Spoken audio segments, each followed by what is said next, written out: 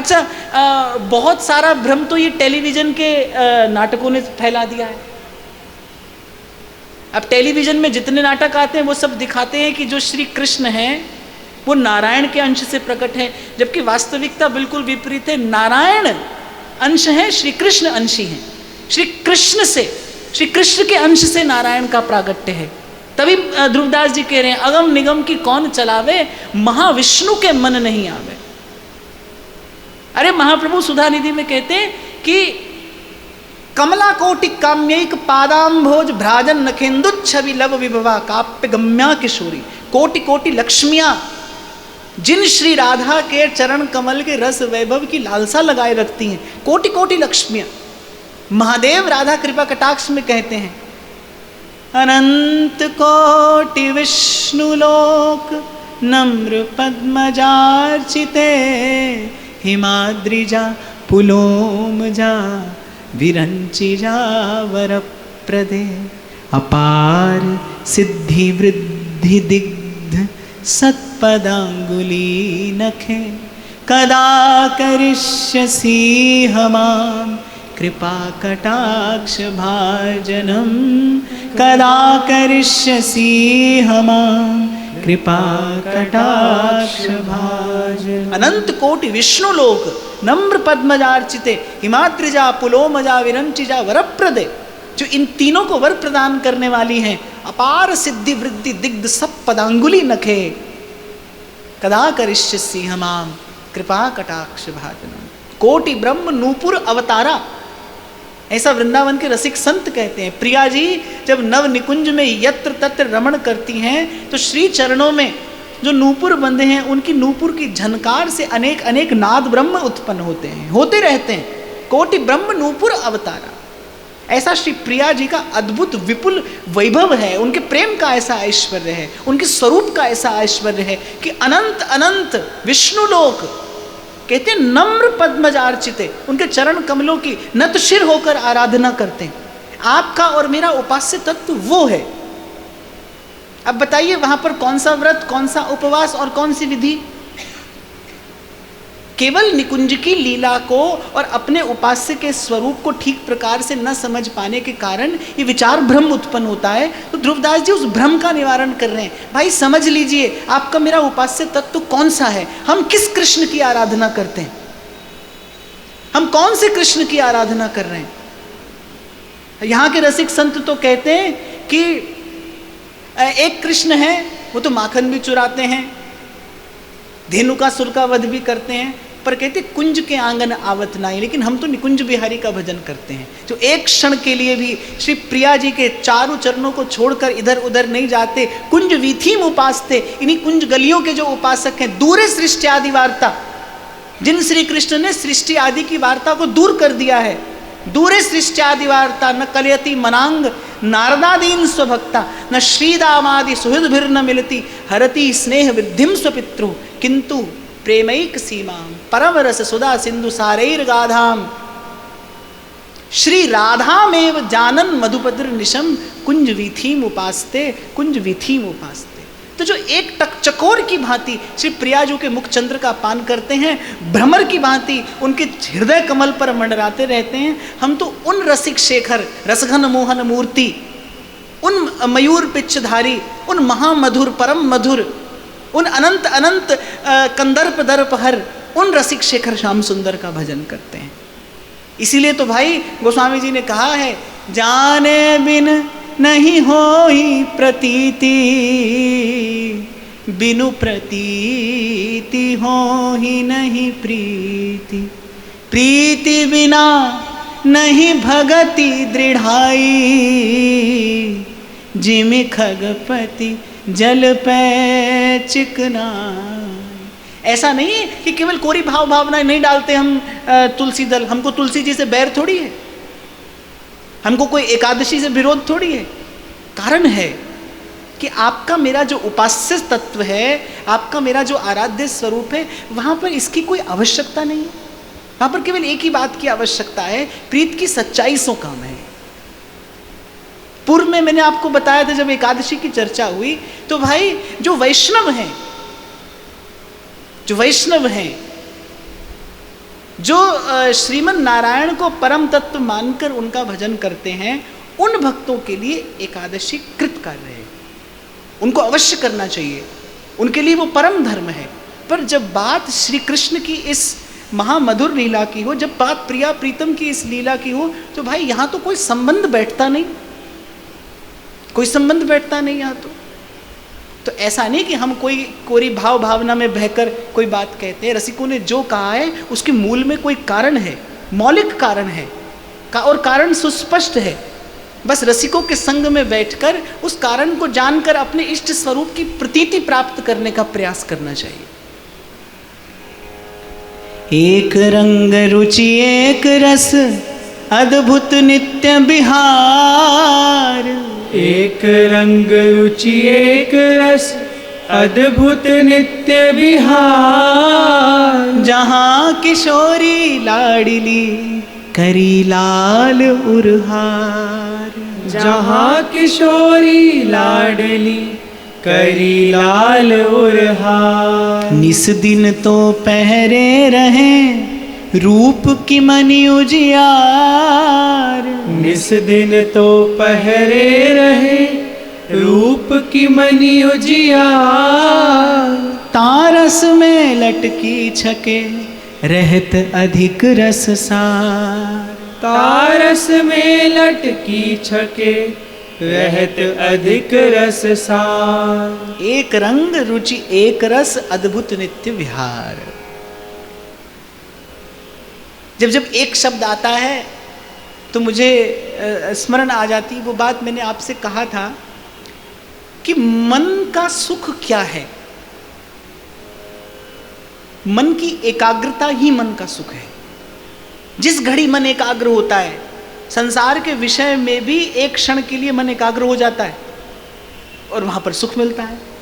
और संसार के विषय का सुख क्षणभंगुर क्यों? क्योंकि थोड़ी देर के लिए मन एकाग्र कर पाता है। वो संसार का कोई भी विषय हो, संसार का कोई भी रूप हो, वो थोड़ी देर के लिए आपके मन को एकाग्र कर सकता है, थोड़ी देर के लिए मन पर अधिकार कर सकता है, सदा के लिए नहीं। यहाँ पर एक ये प्रतिस्थापित सिद्धांत है कि मन की एकाग्रता ही मन का सुख है। मन के सुख को कुछ और नहीं कहते। मन एकाग्र होगा तो मन सुखी होगा।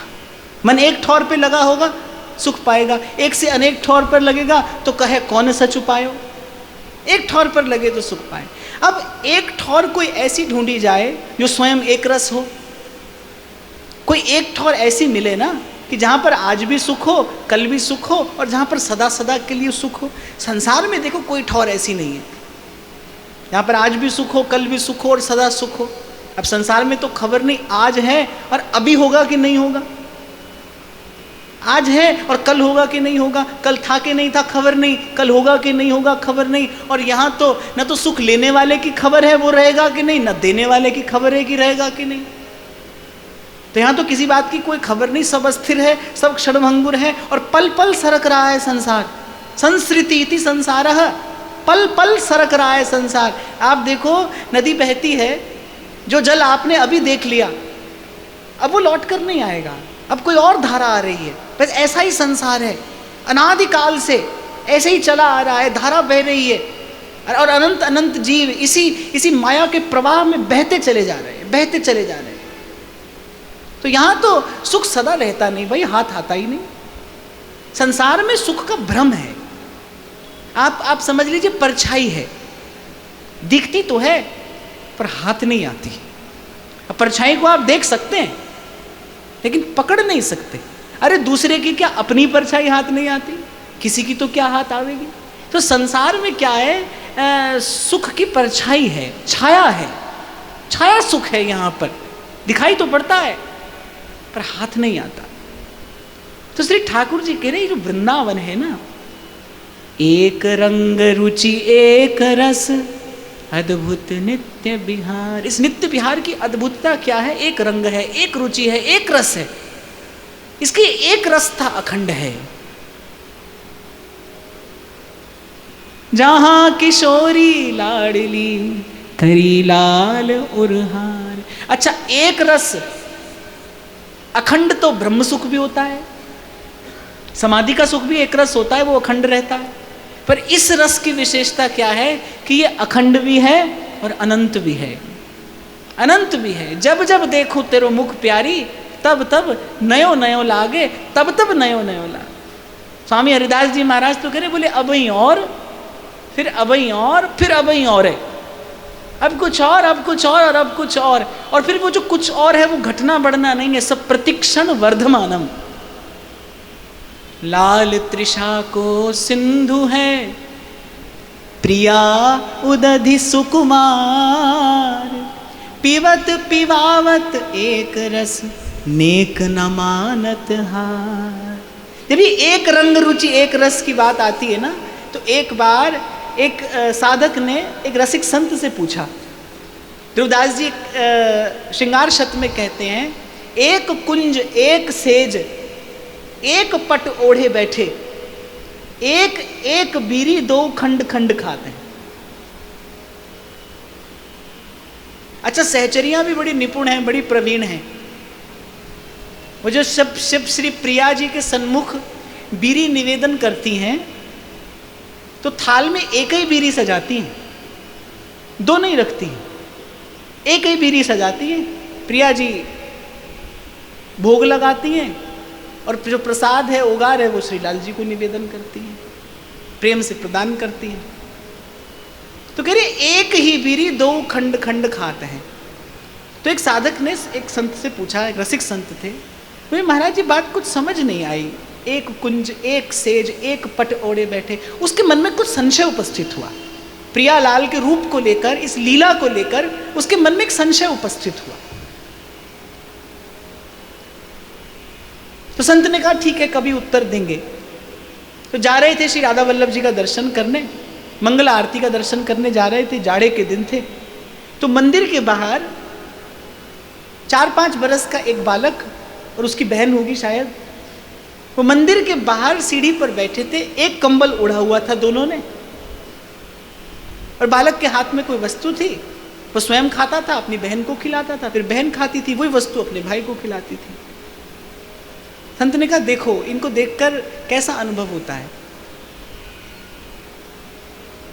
एक क्षण रुककर उन दोनों बालकों को देखा, एक कंबल में बैठे हैं, एक वस्तु है, दोनों एक दूसरे को वही एक वस्तु खिला रहे हैं।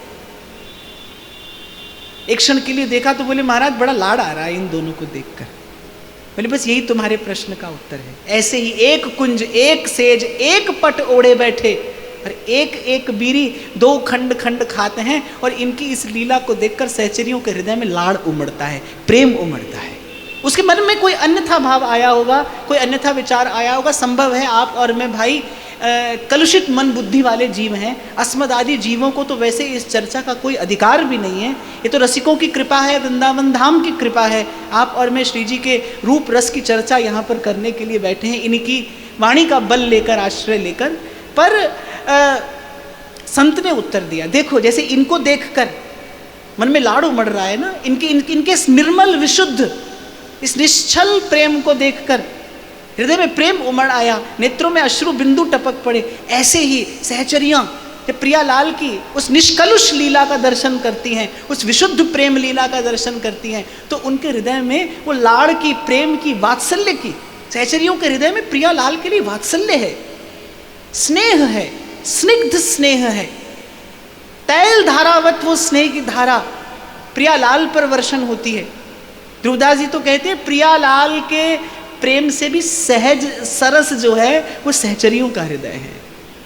प्रियालाल के प्रेम से भी प्रगाढ़ प्रीति जो है वो सहचरियों की प्रीति है।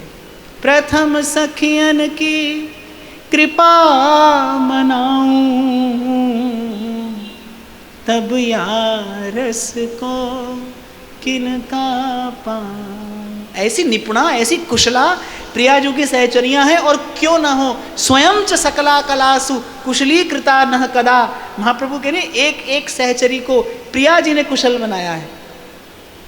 स्वामिनी तो कैसी हैं, एक मयूर के मस्तक पर अपना कर कमल फिरा दें तो वो नृत्य में लाल जी को भी हरा देता है। प्रिया जी एक मयूर को नृत्य करना सिखा रही थी। एक दिन प्रिया जी ने कहा दोनों में प्रतियोगिता हो जाए, इधर लाल जी और इधर प्रियाजू का सिखाया हुआ मयूर। अब दोनों नृत्य की गति लेने लगे।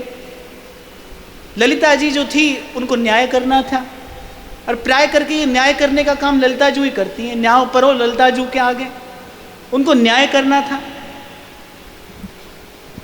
अब जब दोनों ने नृत्य पूर्ण कर लिया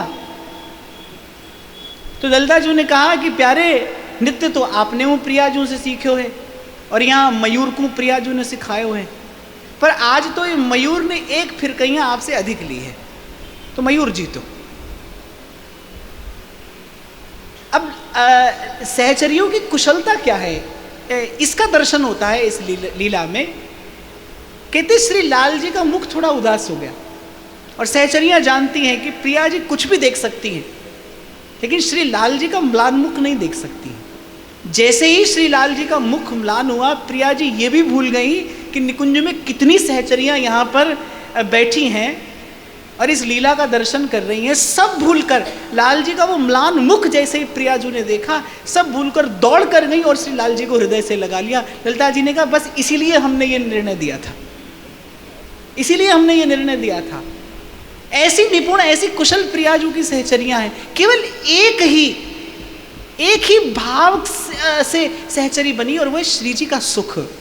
हमारे प्रियालाल प्रसन्न रहें, हमारे प्रियालाल मुस्कुराते रहें, ये हंसते खेलते रहे, और प्रियालाल लीला करते हैं कि इन सहचरियों के हृदय का पोषण होता रहे, इन सहचरियों के हृदय को ये भाव रस, ये पूर्ण तृप्ति सदा प्राप्त होती रहे। तो श्री ठाकुर जी कह रहे कि उस कमल पुष्प की कर्णिका स्वरूप ये नित्य वृंदावन है, और इस नित्य वृंदावन में निस दिन तो पहरे रहें रूप की मणि उजियार, तारस में लटकी छके रहत अधिक रस सार। जहाँ किशोरी लाडली करी लाल उरहार, यहाँ प्रियतम श्री प्रियाजू के प्रेम को ही, उनके रूप को ही अपने हृदय का हार बनाए हुए इस निकुंज की सीमा में प्रियतम का श्रृंगार क्या है? प्रियाजू की जो चितवन है वही प्रिया जी का लाल जी का श्रृंगार है। श्री प्रिया जी उस प्रेम भरी चितवन से जब लाल जी को निहारती हैं, बस लाल जी और सुंदर हो जाते हैं, और सुंदर हो जाते हैं। इसीलिए ध्रुवदास जी कहते हैं शीस फूल सिख चंद्रिका सदा बसो मन मोर, अरु जब चितवत लाडली पियतन नैनन को। वो नेत्र की कोरों से सबसे दृष्टि बचाकर जब प्रिया जी कभी एक क्षण के लिए लालजू को देखती हैं, बस लाल जी का श्रृंगार वही चितवन है। और एक और बात मैं आपको बताऊं, प्रेमी जो होता है ना, जो प्रेमी हृदय होता है, वो कुछ नहीं चाहता, बस वो अपने प्रेमास्पद की एक प्रेम भरी चितवन चाहता है। श्री राधा वल्लभ लाडली अति उदार सुकुमार, ध्रुव तो भूल्यों औरतें तुम जिन देहूं बिसार, तुम जिन देहूं बिसार ठौर मोको कहूं नाही, बस पिय रंग भरी कटाक्ष नेक चितवो मो माही। बढ़े प्रीत की रीत बीच कछु होए न बाधा, तुम हो परम प्रवीण प्राण वल्लभ श्री राधा। ये जो गोपांगनाएं हैं, ये किस प्रकार प्रेम की ध्वजा हो गई? क्योंकि लाल जी से कुछ नहीं चाहती, केवल उनकी प्रेम भरी एक चितवन चाहती हैं कि प्यारे आप बस हंसते मुस्कुराते कभी कभी हमारी ओर निहार लीजिए। एक सूफी संत तो कहते हैं कि मैंने तो अपने प्रेमास्पद के मार्ग में एक कुटिया बना ली है। बोले वो जहाँ से आता जाता है ना, बस उसी मार्ग में मैंने एक कुटिया बना ली है, और उससे यही विनती है कि बस आते जाते कभी हमारी ओर देख लेना, बस उस प्रेम भरी दृष्टि से हमारी ओर देख लेना। प्रेमी का जो सर्वस्व है, उसे किसी और प्रसाद की आवश्यकता नहीं है, उसे किसी और वस्तु की आवश्यकता नहीं है, उसे किसी बोल की भी आवश्यकता नहीं है, उसे किसी वचन की भी आवश्यकता नहीं है। बस वो जो प्रेमास्पद है वो प्रेम भरी दृष्टि से देख ले, देख भर ले। नजर भर वो देखे और मुस्कुरा दे, हम उनके लिए जिंदगानी लुटा दें, नजर भर वो देखें और मुस्कुरा दे। और यहाँ तो प्यारे जू की जीवन है नवल किशोरी गोरी, और तैसी भांति प्यारी जू के जीवन बिहारी हैं। रविदास जी कह रहे जोई जोई भावे उन्हें, सोई सोई रुचे इन्हें, एक है गति भई होत रंच को न न्यारी है। अरे जब सखियां प्रियालाल को भोग पवाती हैं, जब प्रियालाल भोग आरोगते हैं, तो अनेक अनेक व्यंजन, सुंदर सुस्वादु व्यंजन सहचरियां परोसती हैं। लाल जी की अपनी कोई रुचि नहीं है। जो व्यंजन कर पल्लवन छुअत छबीली बाल, बस ता तो रुचि सो लेते हैं नवल रंगीले लाल। जिस व्यंजन को श्री प्रिया जू स्पर्श कर देती हैं, बस लाल जी को वही प्रिय हो जाता है। प्यारी जू की सारी अति प्यारी लागे प्रीतम को, सौंधे भीजी अंगिया सुरंग उर डारी है। बस केवल केवल केवल जो प्रियता है प्रियतम की, बस वो श्री जी के ही निकट है, श्री जी के ही अंग संग है, बस वो श्री जी में ही है, श्री किशोरी जी के ही रूप में। नवल नवेली अलबेली सुकुमारी जू को, रूप पिए प्राणन को सहज आहार री। नवल नवेली अलबेली सुकुमारी जू को रूप, बस पिए प्राणन को यह आहार री। ता रस में लटकी छके रहत अधिक रस सार। अंग अंग मन मन मिले नैनन नैन विशाल। अंग अंग मन मन मिले नैनन नैन विशाल। रूप बेल प्यारी बनी छवि के लाल तमाल। रूप बेल प्यारी बनी छवि के लाल तमाल। अच्छा, संसार में तन तो मिलता है, कभी मन नहीं मिलता, और संसार में मन भी मिलता है तो केवल तन के मिलने के लिए ही मिलता है। संसार में भाव का जो विषय है, जो उद्देश्य है ना, वो अपवित्र है, अशुद्ध है, इसीलिए उसकी अंतिम परिणति पीड़ा में होती है। पर यहां पर तन मन प्राण एक हैं, तन मन प्राण एक हैं। मुझे स्मरण है, शायद 15-16 बरस पहले की बात होगी, उससे भी अधिक। अभी मैं वृंदावन आया ही था, मन में इच्छा हुई कि श्री राधा वल्लभ जी को कोई पोशाक निवेदन की जाए। मैंने महाराज श्री को फोन किया। मेरे मन में इच्छा थी, भाव था कि गुलाबी रंग की पोशाक श्री जी को निवेदन की जाए। मैंने महाराज श्री को फोन किया, तो मैंने कहा महाराज श्री कौन से रंग की पोशाक बनवाएं? तो आपने कहा कि गुलाबी बनवा लो। मेरे मन में भी इच्छा यही थी, गुलाबी पोशाक बने। इधर से आपने कहा कि गुलाबी बनवा लो। तब तक मेरा गुलाबी रंग से कोई बहुत लेना देना नहीं था। मुझे तो ये प्रसाद बहुत बाद में मिला, कई बरसों के बाद मिला। ये तो वृंदावन आगमन के आरंभ की घटना है। तब मैंने सबसे पहले, तब मैंने महाराज जी से कहा कि महाराज जी मेरे मन में भी ये इच्छा थी, मैं भी अपने मन में यही विचार कर रहा था कि गुलाबी पोशाक बनाई जाए। आपने भी गुलाबी कहा, तो पहली बार आपके मुख से सुना कि भाई यहाँ पर अनंत अनंत सहचरियों के मन में केवल एक ही सेवा भावना आती है। एक सहचरी के मन में यदि इच्छा है ना कि आज प्रिया प्रीतम का ऐसा श्रृंगार हो, तो मन सबका एक है ना। जब दूसरा मन ही नहीं है तो दूसरी बात कहाँ से होगी, दूसरा विचार कहाँ से होगा। सब सहचरियों के मन में एक ही इच्छा होगी कि ऐसा ही श्रृंगार हो, इसी कुंज में प्रियालाल बैठे, यही भोग आरोगे। पर वहां पर क्या है, वहां पर कैसा मन है? एक ही मन है। प्रत्येक सहचरी के मन में एक समय पर एक ही भावना आ रही है। इसीलिए वहां पर अखंड सुख का एक छत्र साम्राज्य है। दो मन हो वहां पर सुख स्थिर नहीं रहेगा भाई। रविदास जी सिद्धांत विचार में कहते हैं, कोई अपनो सुख चाहे, कोई अपनो सुख चाहे। जहां दो ही मन हो वहां प्रेम कहां पाइए? वहां प्रेम कैसा? जहां मन दो हो, जहां मन एक हो, एक मन, एक मन। दो प्रेमी होते हैं, उनके नेत्र चार हैं लेकिन उनकी दृष्टि एक है, वो एक ही दिशा में देखते हैं, वो अलग अलग दिशा में नहीं देखते। तभी प्रेम है। जो रहन देत नहीं और रस, यह है प्रेम की टेक। इसीलिए आरंभ में मैंने आपको कहा प्रेम प्रेम सब कोई कहे, पर प्रेम न चीन्हे कोई। आपसे और मुझसे प्रेम को कहने सुनने में, सोचने समझने में और इसीलिए गहने में भूल हुई है। पहले समझना चाहिए प्रेम कहते किसे हैं। जब समझ आ जाए कि ये प्रेम है, फिर ढूंढिए वो मिलता कहाँ है। और जब ढूंढते ढूंढते आएंगे 3 लोक 14 भुवन, प्रेम कहूँ ध्रुव नाही, जगमग रयो जड़ाव सो श्री वृंदावन माय। प्रिया के मन में भी वही है, लाल के मन में भी वही है, अनंत अनंत सहचरियों के मन में भी वही है, वृंदावन के हृदय में भी वही भाव भावना है। मन एक है, उसी एक हित के सूत्र में सब पिरोए हैं। अंग अंग मन मन मिले, नैनन नैन विशाल, रूप बेल प्यारी बनी, छवि के लाल तमाल।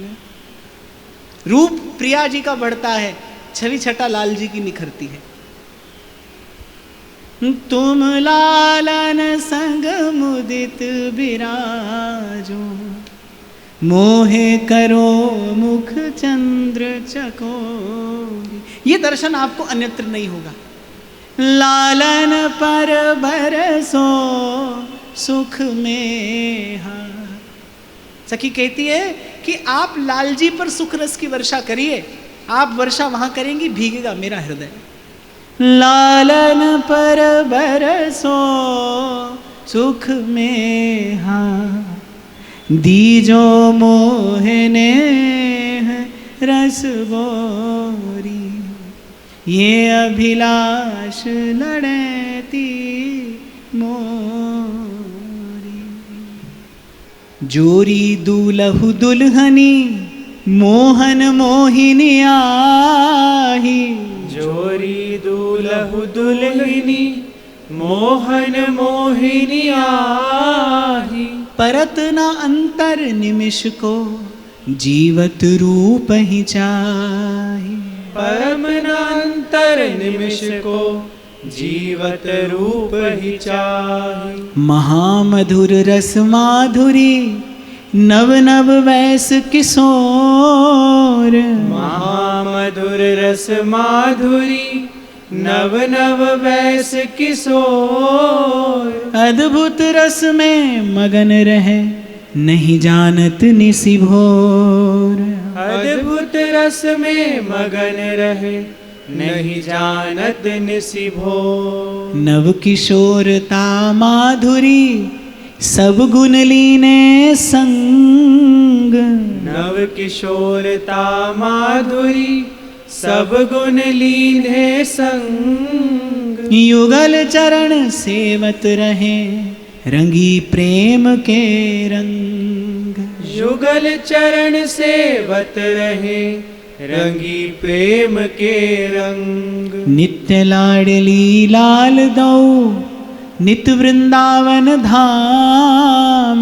नित्य लाडली लाल दो, नित वृंदावन धाम। नित्य सखी ललितादि निज, सेवत श्यामा श्याम। नित्य सखी ललितादि निज, सेवत श्यामा श्याम। जोरी दुल्हु दुल्हिनी, मोहन मोहिनी आही। परत न अंतर निमिष को, जीवत रूप ही चाही। दूल्हा दुल्हनी कहने से यहाँ तात्पर्य है कि दोनों का जो मिलन है वो सदा नवल मिलन है। ये प्रेम सदा नवीन है, कभी पुराना नहीं पड़ता, इसमें कभी ऊबन नहीं है, इससे मन ऊबता नहीं, ये कभी पुराना नहीं पड़ता, ये नित्य नवीन है, हर क्षण नवीन है, हर क्षण नवीन है। जोरी दुलव दुल्हनी। अरे ध्रुवदास जी कह रहे हैं, ब्याहुले के मंगल में कहते हैं, हित ध्रुव मंगल सहज नित्य जो गावही, सर्वोपरि सोई हुई प्रेम रस पावई। नित्य दूल्हा नित्य दुल्हनी, राधा वल्लभ लाल। अर्थात यहाँ वो जो प्रथम मिलन की उमंग है, वो जो उमाह है, वो उत्साह है, उल्लास है, वो हर दिन वैसा ही है, हर दिन वैसा। सहचर्या नित्य ही ब्याहुला करती हैं, नित्य विवाह उत्सव हो रहा है, नित्य दूल्हा नित्य दुल्हनी, राधा वल्लभ लाल। और दुबदास जी कह रहे हैं कि नित्य गाने वाला, सर्वोपरि सोई हुई प्रेम रस पावही, हित ध्रुव मंगल सहज नित्य जो गावही। परत न अंतर निमिष को जीवत रूप ही चाहे, और परस्पर दो चकोर दो चंदा। कल मैंने आपको चकोर की बात बताई थी ना, चकोर एक टक चंद्रमा को देखता है, और जैसे नवमंडल में चंद्रमा बढ़ता है ऐसे चकोर अपनी गर्दन चंद्रमा के पीछे पीछे घुमाता रहता है। ऐसे सतत प्रियालाल परस्पर के मुख चंद्र का अवलोकन करते हुए, और भगवत रसिक कहते हैं कि एक दूसरे का दर्शन करते हुए भी अरबरात मिलवे को निस्दिन मिले ही रहत मनो कबहू मिले ना। और भगवत रसिक रसिक की बातें रसिक बिना को समझ सके। सतत मिले हैं, पर वो मिलने की जो चाह है, चटपटी है। ध्रुवदास जी लिखते हैं ना, प्यारी जू को रूप मनो प्यास ही को रूप है। ये प्रेम की ये छवि, ये छटा अन्यत्र दुर्लभ नहीं है, असंभव है। इसीलिए ध्रुवदास जी ने कहा, प्रेम कहूं ध्रुव नाई। प्रेम ये है, और इसका दर्शन केवल वृंदावन की कुंजों में होता है, वृंदावन की इस निकुंज सीमा में ही होता है, जहां एक क्षण का भी अंतर नहीं पड़ता। परत न अंतर निमिष को जीवत रूप ही चाहे। बस एक दूसरे का रूप, एक दूसरे का दर्शन ही जीवनाधार है, जीवन का आहार है। महामधुर रस माधुरी नव नव वैस किशोर, और अद्भुत रस में मगन रहें नहीं जानत निसी भोर। नव किशोरता माधुरी सब गुण लीने संग। ये जो कैशोर वयस है, आप देखो मनुष्य के जीवन में भी जब कैशोर वयस आती है, जो यौवन का आगमन काल होता है, आप देखो उस समय हृदय में कितना उमंग उल्लास होता है, शरीर में शक्ति होती है, मुख पर आभा प्रभा होती है, चमक होती है। एक उस काल में एक उल्लास है, आप तन पर एक चमक होती है, मन में एक उमंग होती है। तो ध्रुवदास जी कह रहे हैं, वो जो नव यौवन का काल है, वो जो नव कैशोर है, उसका जो माधुर्य है, सब गुणों को संग लिए युगल के चरणों की सतत सेवा करता है। युगल के चरणों की सेवा कौन कर रहा है? रूप कर रहा है, गुण कर रहे हैं। आगे ध्रुवदास जी कहेंगे, गुण कला चौर ढोरे छवि ठाड़ी कर जोरे, द्युति सेवे तन गोरे रति बलि जाते हैं। समस्त गुण, समस्त सौंदर्य, माधुर्य, लावण्य, ये श्री प्रियालाल के श्री चरणों की सतत उपासना करते हैं, अहर्निश सेवा में उपस्थित रहते हैं। कहेंगे ध्रुवदास जी आगे एक स्थान पर, छवि ठाड़ी कर जोरे गुण कला चौर ढोरे, द्युति सेवे तन गोरे रति बलि जात है। जो सौंदर्य, माधुर्य इस समग्र अस्तित्व में कहीं दिखाई पड़ता है, उसका मूल क्या है? श्याम के चरणार विंद, श्यामा के चरणार विंद, मेरे तो आधार श्यामा श्याम के चरणार विंद, मेरे तो आधार। युगल चरण सेवत रहें रंगी प्रेम के रंग, नित्य लाडली लाल दो नित वृंदावन धाम, नित्य सखी ललितादि निज सेवत श्यामा श्याम। कुछ देर पहले मैंने आपसे निवेदन किया, भाई भजन उसी का करिए जो एक रस हो, जो सदा हो, सर्वदा हो, जो एक रस हो। वही आपके मन को सदा सदा के लिए एकाग्रता प्रदान कर पाएगा, और मन की एकाग्रता ही, मन की एकाग्रता ही मन का सुख है। जिस मन के सुख को आप और मैं खोज रहे हैं ना, यही आपके मेरे आचार्य का सिद्धांत है। एक यही पंक्ति कहकर तो महाप्रभु जी ने व्यास जी के सब प्रश्नों का उत्तर दे दिया, एक पंक्ति बोलकर। व्यास जी, ये जो एक मन बहुत ठौर कर, कहो कौन सच छुपायो। आप कभी यहाँ ढूंढते हैं, कभी वहाँ ढूंढते हैं, कभी ये देखते हैं, कभी वो देखते हैं, ये पोथी वो पोथी, ये शास्त्र वो सिद्धांत, ये मत वो विचार, कहाँ सुख पाएंगे आप? ये जो एक मन, ये एक मन एक के चरणों में लगा दीजिए बस। एक मन जो है ये उस एक के चरणों में लगा दीजिए, और वो एक कौन हो? जो नित्य हो, जो नित्य हो। यही तो मीरा जी ने कहा ना कि यदि ब्याह करना ही है तो फिर ऐसे वरने के वरूं जो जन्मे और मर जाए। फिर ऐसा पति क्यों करूं जो जन्मे और मर जाए। फिर बर बरिए गोपाल जू मारो चुड़लो अमर है जाए। फिर तो उसका वर्ण करूं जो मुझे अखंड सौभाग्यवती बना दे, जो मुझे अटल सौभाग्यवती बना दे। तो मन को कहीं तो लगाना है, मन को रहने के लिए कोई ठिकाना तो देना पड़ेगा। तो वो ठिकाना दीजिए जो सदा हो, सर्वदा हो, एक रस हो। और रसिकों ने खूब विचार कर ये बड़ा ठिकाना खोज कर दिया है। अली किशोरी जाए कहाँ, अब बड़ो ठिकानो पायो। और ये बड़ा ठिकाना क्या है?